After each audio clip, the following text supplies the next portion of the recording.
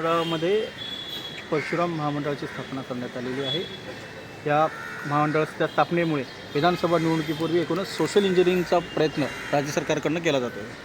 आपण जर बघितलं तर ब्राह्मण समाजाची मागणी गेल्या 20 वर्षापासून या राज्यामध्ये आहे की ब्राह्मण समाजाला या राज्यात कोणतंही आरक्षण नाही, ब्राह्मण समाजासाठी कोणतं महामंडळ नाही, सारथी बारकीसारखी कोणती योजना आजपर्यंत नव्हती। परंतु दुर्दैवाने गेल्या अनेक वर्ष 20 वर्षापासून ब्राह्मण समाज रस्त्यावर लढतोय आणि या राज्यातल्या 80 लाख इतका मोठ्या संख्येने असणारा हा ब्राह्मण समाज राज्यातल्या विधानसभेच्या 80पेक्षा जास्त, लोकसभेच्या 8-9 जागापेक्षा जास्त जागावर इन्फ्लुएन्स करणारा समाज आहे। आणि याचीच दखल कसब्यामध्ये आपण बघितली आणि याचीच दखल या राज्य सरकारने घेतली। 2018 साली मुंबईच्या आझाद मैदानावरती ब्राह्मण समाजाचा महामोर्चा झाला होता। तो महामोर्चा माझ्यासकट आमच्या सगळ्या नेत्यांनी काढलेला होता। या महामोर्चाची दखल त्यावेळेला सरकारने घेतली, आम्हाला आश्वासन दिलं, परंतु ती आश्वासन पूर्ती झाली नाही। परंतु गेल्या 15 दिवसापूर्वी राज्य सरकारकडून आम्हाला बोलवणं आलं आणि या बोलवण्यामध्ये आमचे दीपकजी रणवरे असतील, बाजीराव धर्माधिकारी असतील, या सगळ्यांच्या नेतृत्वामुळे ही खऱ्या अर्थानं बैठक त्या ठिकाणी लागली।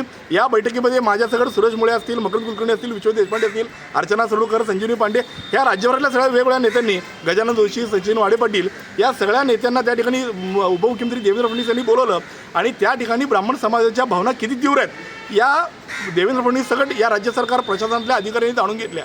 त्यांच्या लक्षात आलं की ग्रामीण भागातल्या ब्राह्मण समाजाला नोकरी नाही, रोजगार नाही, व्यवसायाला लोन मिळत नाही आणि त्यांच्यासाठी महामंडळ झालं पाहिजे। आणि तात्काळ या सगळ्या समाज बांधवांनी माझ्यासकट पोटतिडकीनं मागणी केली असता देवेंद्रजी फडणवीस यांनी घोषणा केली, शब्द दिला आम्हाला की येणाऱ्या कॅबिनेटला मी विषय घेतो आणि येणाऱ्या कॅबिनेटला म्हणजे आजच्या कॅबिनेटला भगवान परशुराम आर्थिक महामंडळ त्यांनी जाहीर केलं।